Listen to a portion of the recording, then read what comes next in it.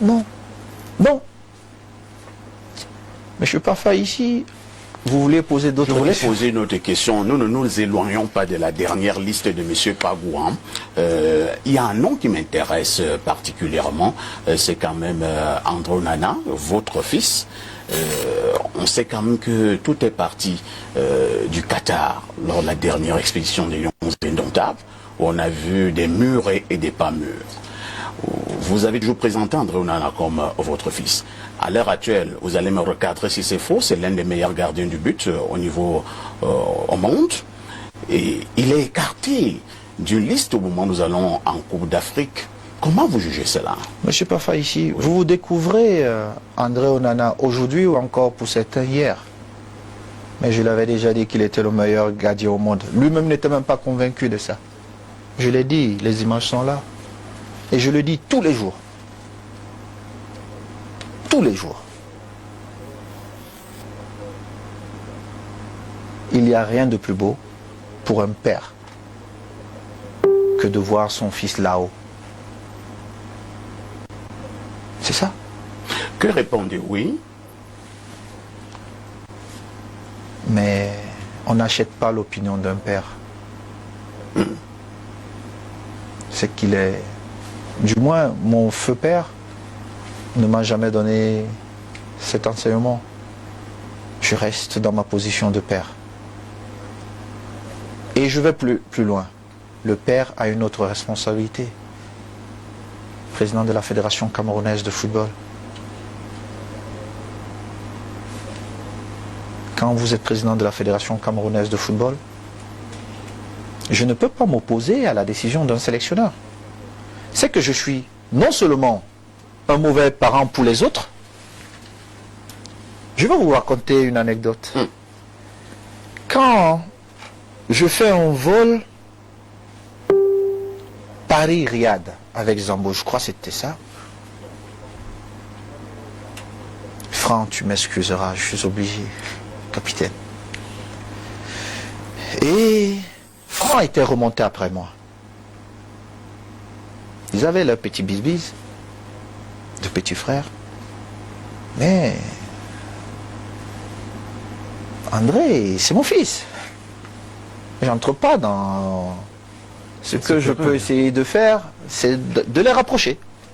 Parce qu'en réalité, moi j'ai vécu ça avant eux. Avec des aînés comme Rigobert, avec Patrick, avec Pierre Omélène. Nous avons connu ça. Donc c'est essayer de les rapprocher.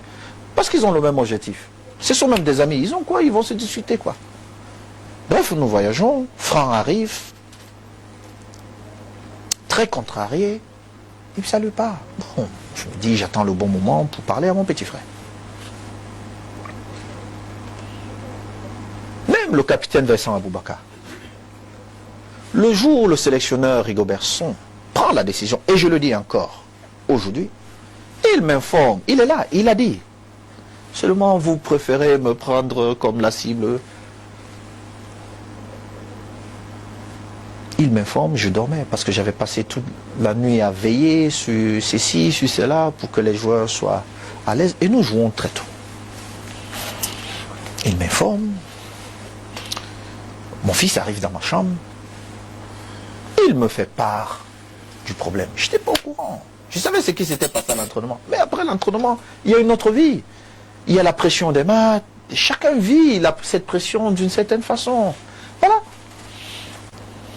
Et j'ai dit ceci à André. S'il est juste, il va le reconnaître intérieurement. J'étais très en colère après lui. J'ai dit ce que je pensais à mon fils. Nous étions 2. Non, 3. Avec Moumine Sankara. 3. Et après, j'ai remis ma veste de président et je lui ai dit, fiston, va voir ton grand frère. Et parle à ton grand frère comme le grand frère qu'il est. Moi, j'avais ma petite idée. Vous ne pouvez pas froisser un sélectionneur. Peu importe si vous estimez qu'il est médiocre ou pas. Vous ne le faites pas. Il est sélectionneur, il prend ses décisions. Il peut décider de vous mettre de côté. Mais je vous dis, le fond de ma pensée, c'est de dire, ok, ils vont avoir un entretien, ce qui me permettra, à la fin de la rencontre, d'aller voir mon aîné, pas le sélectionneur, et de lui dire, mais, grand frère, parfois nous sommes allés au-delà de nos pensées. Est-ce qu'il ne serait-il pas possible de revoir ta décision? Voilà ce que je voulais. Quand on revient de ce match, André sait ce qui s'est passé à l'entrée avec toute sa bande de petits suiveurs qu'il y avait autour de lui. Il sait ce qu'il m'a dit. J'ai souffert parce que c'est un garçon que j'aime énormément. Beaucoup. Et ça ne changera pas. Ça ne changera pas. Mais je ne changerai pas non plus parce que j'ai ce rôle de père. J'ai appris que un de ses proches aurait dit qu'ils avaient payé quand ils sont arrivés à la fondation Samuel Eto'o à Chifo. Il ne veut même pas l'argent pour manger. Comment il allait payer? Il n'a jamais payé. Il n'a rien payé. Rien du tout. À Chifo. Ce sont des contre-vérités. Ils n'ont jamais rien payé. C'est un mensonge pur. Mais je ne l'ai pas fait parce que j'attendais une récompense après.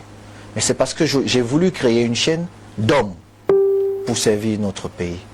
Et il s'avère que l'un des meilleurs au monde vient de cette fondation, André Onana. Vous l'avez connu aujourd'hui, en 2017. Ils ont dit qu'ils ne le convoquaient pas parce qu'il était très proche de moi. Vous voyez un peu comment... En 2019, on l'oppose à son cousin Ondoa. Fabrice est là. Quand on allait en Coupe du Monde, Fabrice, il m'a appelé, il m'a dit, papa, je suis bien, vraiment, il faut faire... Je lui ai dit, Fabrice, non, non, non, non. Tu parles avec le sélectionneur. S'il est d'accord, il va te prendre. S'il n'est pas d'accord, je reste ton père. Je sais qu'il était dessus. Mais il faut essayer d'être juste quand vous gérez des hommes. Parce que si vous donnez trop à l'autre,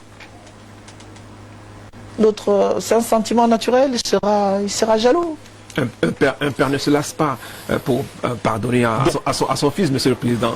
Est-ce que les portes restent ouvertes? Écoutez, moi j'ai pas de problème. Et je le dis tout le temps. Alors, avant d'arriver, vous dites que vous n'avez pas de problème. Même si j'ai été déçu par certaines situations, mais j'ai pas de problème.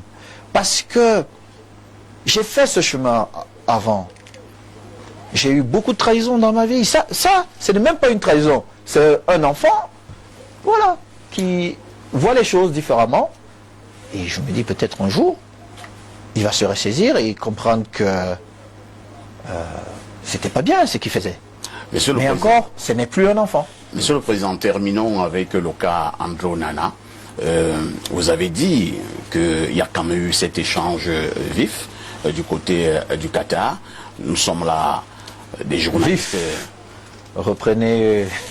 Nous sommes là des journalistes d'investigation. Est-ce que vous reconnaissez quand même, peut-être sous le coup de la colère, que vous avez eu des propos très durs à l'endroit d'André Onana? Je vais peut-être chercher à faire en sorte que vous rappeliez. Allez-y. Est-ce que vous avez dit à André Onana que vous allez détruire sa carrière? Écoutez. Est-ce que vous avez dit à non, je vois déjà vers où vous êtes en train de... Je suis pas fait. Ah, vous êtes en train de me stopper là. Je vous stoppe parce que je vois déjà la porte de sortie, je dirais. Mais ne l'ouvrez pas parce que je ne vais pas vous permettre. Ah bon? Oui. Non. Écoutez.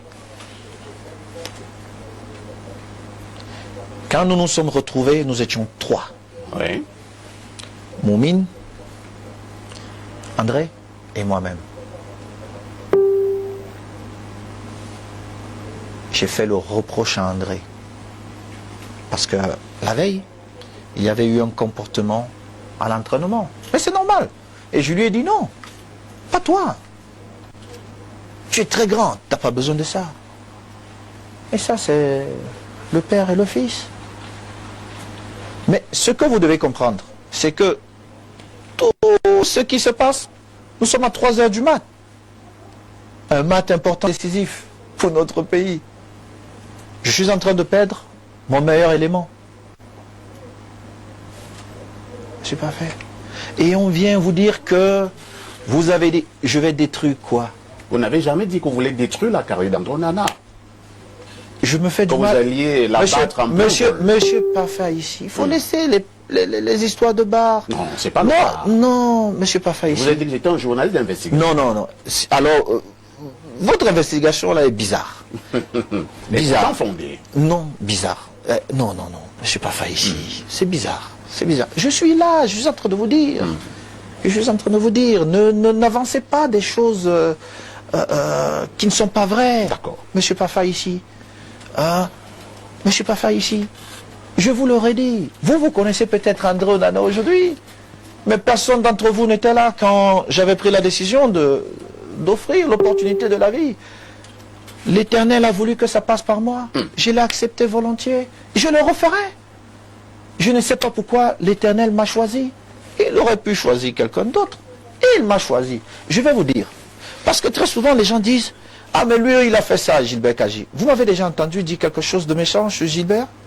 Mon père? Jamais. Jamais je ne le ferai. Je ne peux pas oublier tout ce que Gilbert a fait pour moi.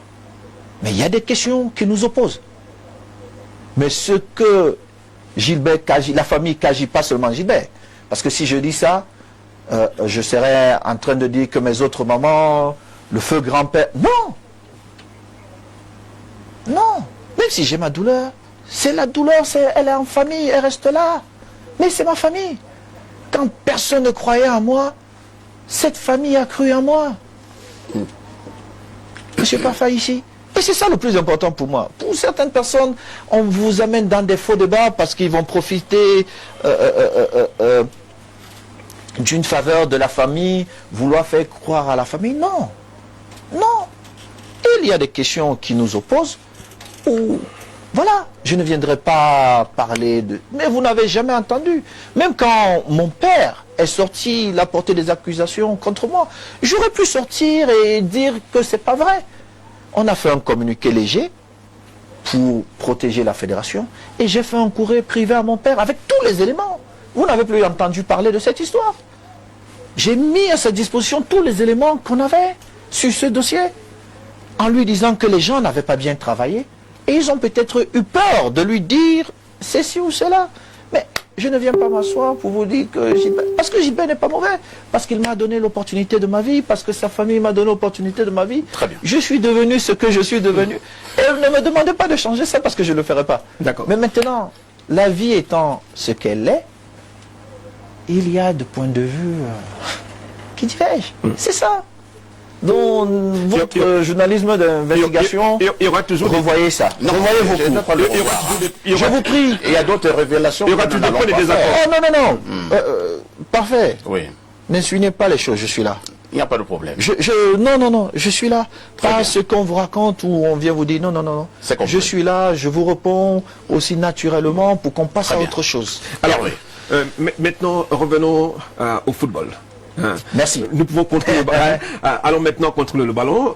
Retrouvons le rectangle vert. La CAN 2025 pointe à l'horizon. C'est dans quelques jours. Monsieur le Président, il y a eu un remaniement à la tête de l'encadrement technique de chez les Lions. Avec Vous le avez coach- bien fait vos leçons. avec le coach Pagou qui a pris les rênes. Maintenant, cette équipe, est-ce qu'elle est prête, cette équipe? Est-ce qu'on parle de la préparation? Est-ce que le Cameroun, quintuple champion d'Afrique, ira jouer les figurants? En tant que président de l'Africa Foot, promettez-vous une 6e étoile à notre cher et beau pays, ce pays qui adore les victoires? Les amis, un autre extrait du passage de Samuel Eto'o sur Info TV, c'était hier soir. Là, il nous a fait quelques petites révélations. D'abord, il nous fait savoir que André Onana n'a jamais payé pour intégrer la Fondé Sport, son école de formation des footballeurs tels que Fabrice Ondoa et tous les autres. Il nous fait savoir qu'André Onana d'ailleurs n'avait pas d'argent pour manger. Comment est-ce qu'il pouvait payer en cette période-là pour intégrer le centre de formation? Et par la suite, il a eu cette altercation avec le journaliste où il lui fait savoir que ce sont des histoires de bar, faisant allusion à cette affaire de destruction de carrière dont il est accusé. J'ai voulu partager ces quelques extraits avec vous. Question de recueillir aussi vos avis concernant cela. Nous apprenons beaucoup lors de cette interview, lors de ce passage du président de l'Africa Foot sur ce plateau-là. Il y a beaucoup de choses que nous allons mûrir dans les prochaines éditions, dans les prochains tours de partage. J'ai voulu d'abord vous faire part de ceci. On est ensemble. Ciao.